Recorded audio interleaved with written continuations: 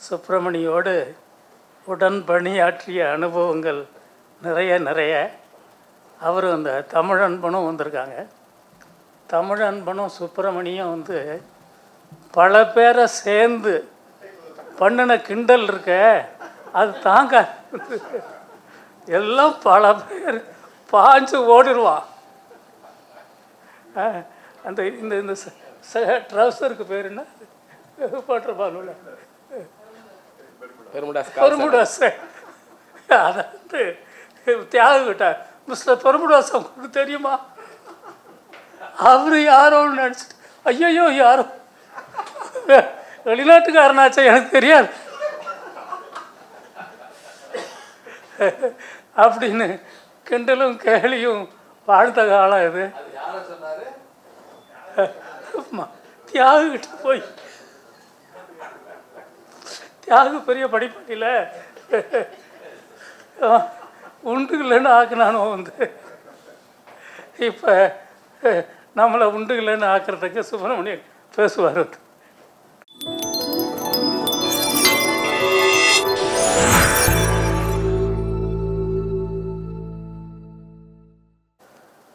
அனைவருக்கும் அன்பு நிறைந்த வணக்கங்கள். கடுமையான டேமேஜோடையே நான் இந்த பேச்சை தொடங்குற மாதிரி தோழர் நான் பேச தொடங்குற முன்னாடியே வந்து சமயம் பார்த்து இந்த அவையில் மிகச்சரியான ஒரு கருத்தை பதிவு செய்திருக்கிறார்கள். அழைத்தேன் அதனால் வந்தேன் என்று தான் சொல்ல வேண்டும். ஒரு 3 நாளைக்கு முன்பு சென்னை வர வேண்டும் என்றார். வரலாம் தோழர் சொல்லுங்கள் என்றேன். ஒரு நூல் அறிமுக கூட்டம் பேச வேண்டும் என்றார். பேசலாம் தோழர் வருகிறேன் என்றேன். அப்படித்தான் நான் இங்கு நம்முடைய ஆய்வாளர் பழ அதியமான் சொன்னது போல நானும் உங்கள் முன் நிற்கின்றேன். அன்பிற்குரிய தோழர்களே, இந்த மனித சமூகத்தை அசலாக நேசிக்கக்கூடிய மனிதர்கள் மேடையில் வீற்றிருக்க அதனை பின்தொடரும் பார்வையாளராக அரங்கம் முழுவதும் இணைந்திருக்கிற உங்கள் அத்துணை பேருக்கும் எனது அன்பு வணக்கங்கள்.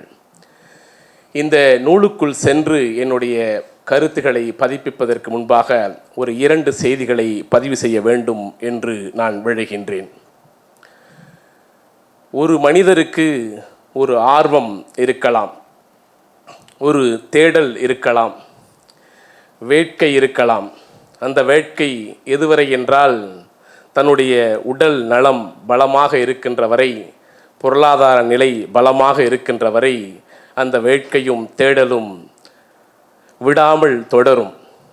ஆனால் கடந்த 4-5 ஆண்டுகளாக தன்னுடைய பொருளியல் நிலையும் உடல் நிலையும் தளர்ந்த போதும் தன்னுடைய பதிப்பு செயல்பாட்டிலிருந்து ஒரு துளி கூட விலகக்கூடாது என்று நோயுற்ற நிலையிலும் மருத்துவமனையில் சிகிச்சைகள் தொடர்ச்சியாக பெற்றுக்கொண்டிருக்கின்ற நிலையிலும் நூல்களை கொண்டு வர வேண்டும், அதுவும் புதிய புதிய படைப்புகளாக கொண்டு வர வேண்டும், புது புது வடிவில் கொண்டு வர வேண்டும் என்று தொடர் முயற்சிகளை மேற்கொள்கின்ற நம்முடைய தோழர் வைகரையினுடைய செயல்பாடு என்பது உள்ளபடியே நாமெல்லாம் பின்பற்றவிட வேண்டிய செயல்பாடு.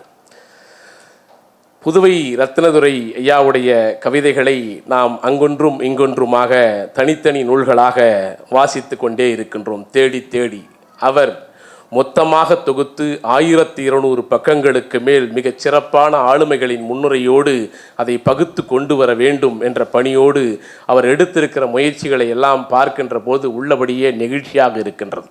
அதனுடைய ஒரு நூலை கொடுத்து முழுவதுமாக படித்துவிட்டு அதற்கு ஒரு அணிந்துரையும் எழுதி தர வேண்டும் என்று என்னுடன் சொன்னபோது பல வாரங்கள் அந்த கவிதைகளிலிருந்து மீள முடியாத ஒரு நிலையில் நான் இருந்தேன். ஏனென்றால் ஒன்றாக சேர்த்து வாசிக்கின்ற போது ஒரு இனத்தினுடைய குரலாக, அதனுடைய வழியாக, அதனுடைய இழப்பை முழுவதுமாக உள்வாங்கிக் கொள்வது என்பது அந்த நூல் வெளிவருகின்ற போது உங்களிலும் அத்தகைய தாக்கத்தை உருவாக்கும் என்பது என்னுடைய திடமான எண்ணம். இப்போது கூட அவர் 75 நிறைவு செய்து 76வது அகவைக்கு அடுத்த மாதம் நுழைய இருக்கின்றார். அவருடைய பிறந்தநாள் என்றவுடன் அவர் அதற்காக வைத்திருக்கு நமக்காக கொடுக்க போகிற பரிசு என்றால் 4-5 புதிய புத்தகங்களை கொண்டு வந்தே ஆக வேண்டும் என்று அதில் தீவிரம் காட்டி வருகிறார். தோழர், உடல்நிலை உங்களுக்கு தான் சற்றே நலிவுற்றிருக்கிறதே, கொஞ்சம் வேகத்தை குறைத்து கொள்ளலாம் என்று சொன்னால் ஓரிரு நாட்கள் நம்மிடம் பேச மாட்டார். அப்படியான குணநலன்கள் கொண்டவர். அவர்கள் குடும்பத்தில் சொன்னாலும் அதுபோல்தான் அவர் செயல்படுவார். 16ஆம் தேதி 17ஆம் தேதி அவர் சில புத்தகங்களையும் கொண்டு வருவதற்காக இருக்கிறார். இப்படியான ஒரு அரிய மனிதர் நடத்துகின்ற நிகழ்வு, கொண்டு வருகிற நூல் என்பது மற்ற பதிப்புகளிலிருந்து தனித்து நிற்கக்கூடியது. ஆகவே நாம் எல்லோரும் இந்த நூலை கொண்டு சேர்க்க வேண்டிய பணியை செய்வதே அவரை போன்றவர்களுடைய செயல்பாடுகளை ஊக்குவிக்கும் நிகழ்வாக அமையும். அடுத்ததாக இந்த நூலை ஆக்கி இருக்கின்ற நம் அருமைக்குரிய நண்பர் போ. ஐங்கரநேசன் அவர்கள் அரிதினும் அரிதான மனிதர். நாங்கள் ஒரு 20 ஆண்டு காலமாக அவரோடு தோழமையில் இருக்கின்றோம். அந்த 20 ஆண்டு காலமும் பல்வேறு சந்திப்புகளில் நாங்கள் பேசி இருக்கின்றோம். எப்போதாவது அவர் கோவப்பட்ட நிகழ்வு இருக்கிறதா என்று பார்த்தால் எப்போதுமே ஒரு மனிதர் கோவப்படாமல் 20 ஆண்டு காலமாக நட்பாக இருக்கிறார் என்றால் மனிதத்தை எவ்வளவு தூரம் நேசிக்கிறார், எதிரிலே பேசுகின்ற நண்பருடைய நட்பும் தோழமையும் எவ்வளவு தூரம் தேவை என்றால் அவ்வளவு தூரம் அவர் விட்டு கொடுக்கின்ற மனப்பான்மையில் இருக்கின்றார் என்பதை உணர முடிகின்றது. காற்று கூட காயப்படக்கூடாது என்பதனால் மென்மையாக பேசுகின்ற ஒரு மிகப்பெரிய ஆழமான அறிவாளி இன்றைக்கு நம்மையெல்லாம் சந்திக்கும் முகமாகவே இந்த அறிமுக கூட்டத்தை இங்கே அறிமுகம் செய்திருக்கிறார்கள். இலங்கையிலே ஓராண்டுக்கு முன்பும் தமிழ்நாட்டிலே சாளரம் பதிப்பகமாக 20 ஆண்டுகளுக்கு முன்பு வெளிவந்த இந்த நூல் 20 ஆளுமைகளினுடைய நேர்காணலாக இன்றைக்கு நம் முன்னே வைக்கப்பட்டிருக்கின்றது. இதில் அவர் இருக்கின்றாரா இந்த நூலின் எழுத்துகளில் என்றால் தமிழருடைய கலை இருக்கிறது, பண்பாடு இருக்கிறது, கவிதை இருக்கின்றது, இதிலே ஒரு மரபார்ந்த அறிவின் தொடர்ச்சி இருக்கின்றது.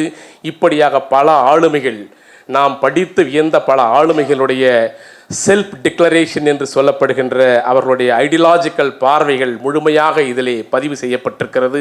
ஆகவே இன்று வெளிவருகின்ற இந்த நூல் என்பது தமிழில் மிக மிக முக்கியமான ஒரு நூல், அனைவரும் வாசிக்க வேண்டிய நூல். இன்றைக்கு குறிப்பாக இதழியல் உலகிலே இருக்கின்ற அவசரமாக கருத்துருவாக்கத்தை நிகழ்த்துகின்ற ஊடக நண்பர்கள் வாசிக்க வேண்டிய நூல்.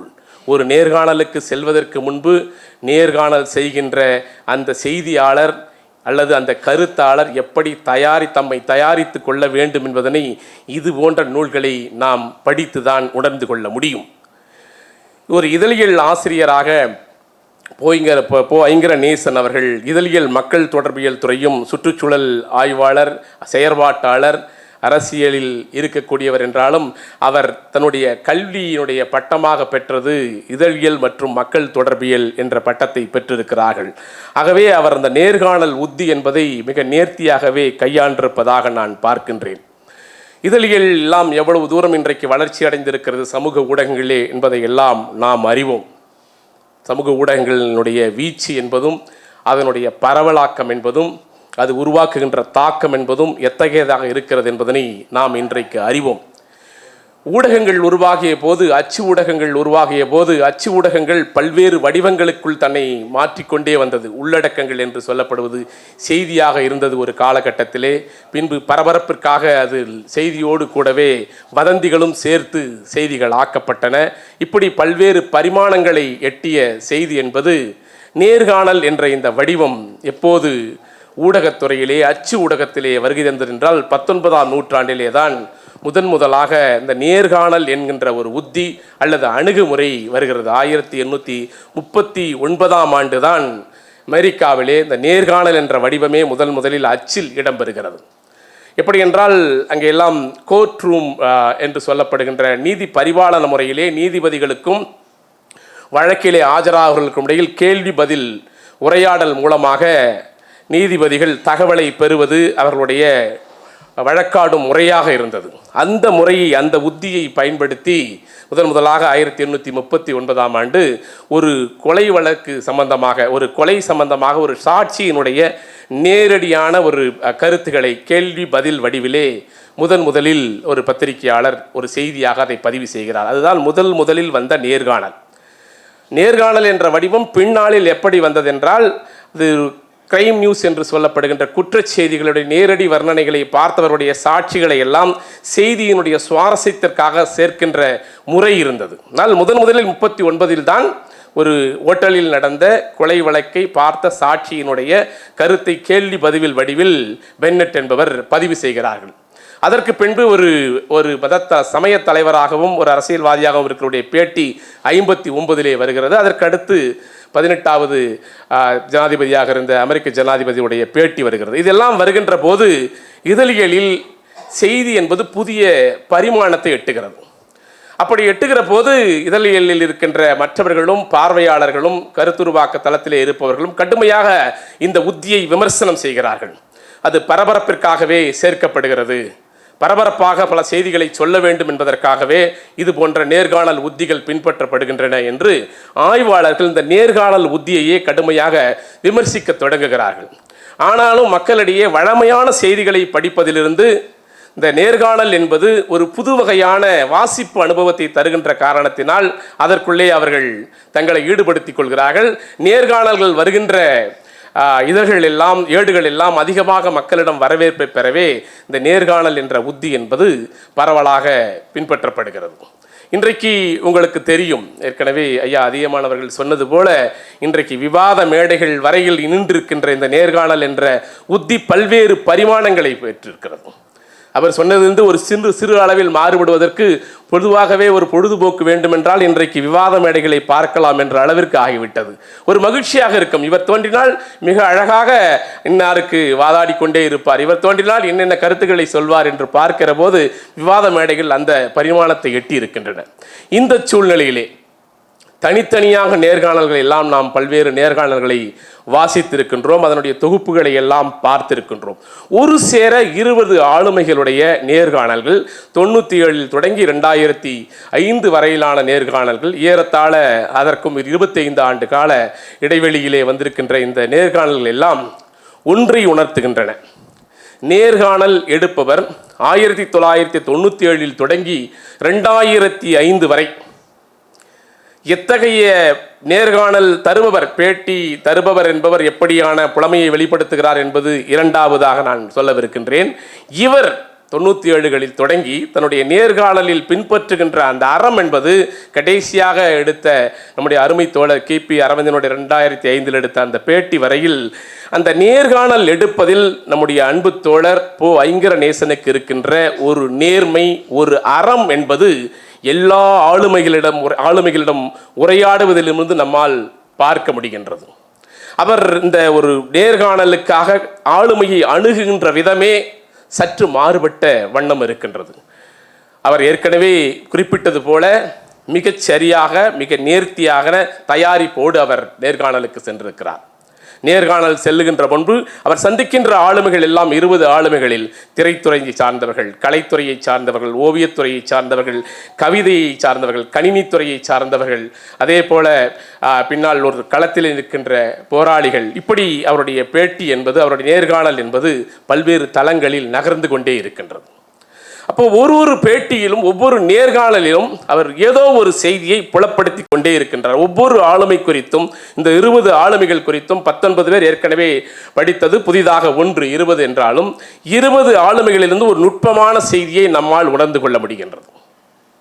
குறிப்பாக புதுவை ரத்னதுரை அவர்களுடைய நேர்காணலை பார்க்கின்ற போது அவருடைய கவிதை, போராட்டம், வாழ்வியல் இதனை எல்லாம் ஒன்றாக சேர்த்து அந்த நேர்காணலில் அவர் வடித்து தந்திருக்கின்ற விதம் என்பது ஈர்ப்பானதாக இருக்கின்றது. ஒரு களத்திற்கு வெளியே நின்று கவிதை எழுதுகிறார்கள், களத்துக்கு உள்ளே போராளி குழுக்களுக்குள்ளே நின்று நீங்கள் கவிதை எழுதுகிறீர்கள், இந்த வேறுபாட்டை எப்படி பார்க்கிறீர்கள் என்று அவருடைய ஒரு கேள்வி. அந்த கேள்வியை மிக அழகாக அவர் அணுகி இருக்கின்றார் புதுவை ரத்னோதரி அவர்கள். அவருடைய ஒவ்வொரு பரிமாணமும், ஒவ்வொரு எழுத்துகளும், ஒவ்வொரு நகர்வுகளும், ஒவ்வொரு கேள்வியும் அந்த போராளியினுடைய, அந்த கவிஞனுடைய வளர்ச்சியையும் அந்த போராட்டத்தையும் மையப்படுத்தியே அழைத்து செல்கிறது. அதுபோல்தான் நம்முடைய கவிஞர் இன்குலாப்பினுடைய நேர்காணலையும் நம்மால் பார்க்க முடியும். இயக்குனர் பாரதி ராஜா அவர்களிடம் ஒரு நேர்காணலில் அந்த தேசிய விருதுகள் குறித்த ஒரு உரையாடல் நடைபெறுகிறது. அந்த உரையாடலே அந்த கேள்வியை அவர் முன்வைக்கிறார். மிக அழகாக, மிக மிக யதார்த்தமாக இயக்குனர் அவர்கள் பதிவு செய்திருக்கிறார்கள். ஒரு கிராமத்தில் இருக்கின்ற ஒரு பண்பாட்டை புரிந்து கொள்வதற்கே எவ்வளவு காலமாகிறது, ஒரு பண்பாட்டினுடைய ஒரு பகுதியை ஒரு கூரை புரிந்து கொள்வதற்கே எவ்வளவு காலமாகிறது. எங்கோ ஒருவர் அமர்ந்து கொண்டு இந்த பண்பாட்டை புரிந்து கொண்டு அதற்கு விருதளிப்பதெல்லாம் ஏற்புடையதாக இல்லை என்ற ஒரு பதிவு நம்ம ஒப்பிட்டு பார்த்தால் ஒவ்வொரு 15 மைல் தூரத்திற்கும் ஒரு புதிய பண்பாட்டினுடைய அனுபவத்தை நாம் பெறுகிறோம் என்று ஆய்வுகள் சொல்கின்றன. அத்தகைய சூழல் மிக யதார்த்தமாக பாரதிராஜா அவர்கள் இந்த பண்பாட்டை அவர் புரிந்து கொண்டு விருதளிக்க வேண்டும் என்று எப்படி எதிர்பார்க்கிறீர்கள் என்று தன்னுடைய பதிவை வைக்கிறார்கள். அந்த பாரதிராஜாவுடைய பதிவுகளிலே திரைப்படத்தினுடைய பரிணாம வளர்ச்சியை முழுவதுமாக கோடிட்டு காட்டுகிறார்கள். சுதந்திர போராட்ட விடுதலை போராட்ட காலகட்டத்திலே திரைப்படம் என்பது எப்படி கையாளப்பட்டது, பின்பு திராவிட இயக்கங்கள் சமூக சீர்திருத்த கருத்துக்களை கொண்டு வருவதற்காக எப்படி பாடுபட்டன, அதற்கு பின்பு குடும்பம், வாழ்வியல், சமூகம், அது பண்பாடு சார்ந்த கதைகளை சொல்ல வேண்டிய கட்டாயம் உருவானதனால் நாங்கள் இது போன்ற களத்திற்கு வந்திருக்கின்றோம் என்று பெரும்பாலும் காதல் குறித்தே நீங்கள் பேசுகிறீர்களே என்பது அவருடைய கேள்வியாக இருந்தது இயக்குனரிடம். அதற்கு அவர் மிகச் சரியாக இந்த பரிணாம வளர்ச்சியை சொல்லி இப்படி பேச வேண்டிய காலகட்டம் இருக்கிறது, அதற்குள்ளே நுட்பமாக நாங்கள் இதை பதிவு செய்திருக்கிறோம் என்று சொல்கிறார்கள்.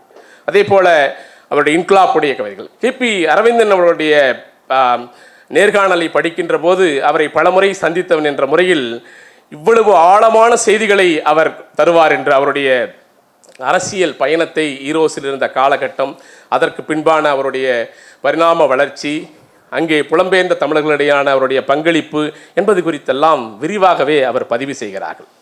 இப்படி ஒவ்வொரு ஆளுமைகளும், சுஜாதா அவர்கள் அவருடைய பங்கிற்கு நான் ஒரு வாசகனாக விமர்சனாகவும் எப்படி விரிவடைகிறேன் என்று, ஜெயகாந்தனை பேட்டி காண்பதற்காக பலமுறை முயற்சி செய்து நேர்காணல் கிடைக்காத போது, பின்னால் நேர்காணல் கிடைத்த போது இவர் மிக நேர்த்தியாக ஒரு கேள்வி வைக்கிறார். நீங்கள் வணிக நோக்கோடு வியாபாரத்தை நோக்கமாக கொண்ட மைய நீரோட்ட ஏடுகளிலே எழுதுகிறீர்களே என்ற போது அவர் அழகான அந்த பதிலை தருகிறார்கள். எழுதுகின்ற போது அவர்களுக்கு ஒரு எதிர்பார்ப்பு இருக்கிறது, எனக்கு ஒரு எதிர்பார்ப்பு இருக்கிறது. ஜெயகாந்தன் பதிவு செய்கிறார். அவர்களுக்கு வணிகம் நோக்கமாக இருக்கலாம், எனக்கு பெருவாரியான மக்களிடம், வாசகர்களிடம் சென்று சேர்கிறேன் என்பது என்னுடைய நோக்கமாக. இருவேறு நோக்கங்களை ஒரு தளத்திலே அவர் இணைத்து அழைத்து செல்கிறார்கள். இப்படியான முரணான பதிவுகள். ஆனால் ஒன்றே ஒன்றுதான் பல கேள்விகளில் என்னால் பார்க்க முடிந்தது, நேரடியாக அந்த ஆளுமையிடம் முரண்படக்கூடிய எந்த கேள்வியும் அவர் முன்வைக்கவில்லை. இதிலே நேரடியாக அவர்கள் சங்கடப்படக்கூடிய கேள்விகள் அல்லது தவிர்க்கப்படக்கூடிய கேள்விகள் என்று எந்த கேள்விகளையும் நேரடியாக முன்வைக்கவில்லை. அதே போல அந்த கேள்விகளையும் பதில்களையும் உள்வாங்கிக் கொண்டு இவர் எழுதியிருக்கின்ற நடை என்பது தனித்தனியான ஒரு பேட்டிக்கும் ஒரு ஆளுமைக்கும் மாறுபடக்கூடியதாக இல்லை.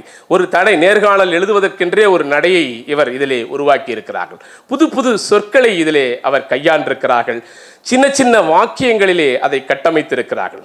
ஆகவே இந்த நேர்காணல் தொகுப்பு என்பது ஒரு இதழியல் உலகத்தில் இருக்கக்கூடிய அனைவரும் பின்பற்றப்பட வேண்டியது. குறிப்பாக இதழியலை இன்றைக்கு எடுத்து படிக்கின்ற மாணவ செல்வங்களுக்கு இதை ஒரு பாடமாக வைக்க வேண்டிய நூலாகவும் இந்த நூல் இருக்கின்றது. கடைசியாக நான் ஒரு வேண்டுகோளையும் தோழர் வைங்கரநேசனுக்கு வைக்க விரும்புகின்றேன். இந்த பேட்டி நேர்காணலுக்கெல்லாம் முன்னால் ஒரு நேர்காணலுக்கெல்லாம் ஒரு முன்னுரை அளித்திருக்கிறீர்கள். அதியமான் ஐயா கூட உங்களிடம் அதனுடைய ஆடியோ இருந்தால் தரலாம். என்னென்ன ஸ்போட்டிஃபை தான் இன்றைக்கி ரொம்ப பாப்புலரான ஒரு ஊடகம் ஆகிட்டதுனால நீங்கள் அந்த நிச்சயமாக அந்த ஆடியோ கொடுத்தீங்கன்னா ரொம்ப கூடுதலாக போய் சேரும். என்னுடைய கோரிக்கை என்னவென்றால், இந்த பேட்டி கண்ட ஆளுமைகளை குறைந்தபட்சம் நீங்கள் 2 மணி நேரமாவது நீங்கள் பேசியிருக்க கூடும் என்று நான் கருதுகின்றேன். ஏனென்றால் அவ்வளவு தூரம் பேசியிருந்தால்தான் இவ்வளவு தூரம் வடித்து அதை நேர்த்தியாக தொகுத்திருக்க முடியும். அந்த அனுபவங்களை நீங்கள் தனியான ஒரு நூலாக ஆக்க வேண்டும். ஏனென்றால் அது நாங்கள் அறிந்த பக்கம், இது நீங்கள் அதை அறியாத பக்கம் என்றால் அதை தந்தால் இந்த தமிழ் சமூகத்திற்கு அந்த ஆளுமைகளுடைய இன்னொரு பரிமாணம், இன்னொரு முகம், அவர்கள் அணுகிய விதம், கேள்விகளை எதிர்கொண்ட விதம் அல்லது கேள்விகளை தவிர்த்த விதம், இதை எழுதுங்கள் என்று சொன்ன விதம். சில பேர் எழுதிய பின்பு அந்த நேர்காணலை கொண்டு வந்து காட்டுங்கள் என்று கூட கேட்டிருக்கலாம். சில பேர் கேள்வியை முன்கூட்டியே தாருங்கள் என்று கேட்டிருக்கலாம். இது எல்லாம் எங்களுக்கு அறிவதற்கான வாய்ப்பு இல்லை. ஏனென்றால் அன்பு நண்பர் சுந்தரபுத்தன் சொல்வது போல 11 ஆளுமைகள் நம் நினைவில் இருக்கிறார்கள், மீதி 9 பேர் மட்டுமே இருக்கிறார்கள். அவர்களிடம் தனித்தனியாக நாங்கள் கேட்டு தெரிந்து கொள்வதற்கு வாய்ப்பில்லை. ஆகவே அடுத்த ஆண்டு இந்த 20 ஆளுமைகளை நீங்கள் சந்தித்தது குறித்து ஒரு நூல் தருவீர்கள், அந்த நூலையும் அன்பு தோழர் வைகரை அவர்கள் வெளியிடுவார்கள் என்று சொல்லி உங்கள் அத்துணை பேருக்கும் நன்றியும் அன்பும். தோழர் சுப்பிரமணியோடு நந்தனில் பணியாற்றிய காலம் அது இன்னும் நினைவு இருக்கிறது.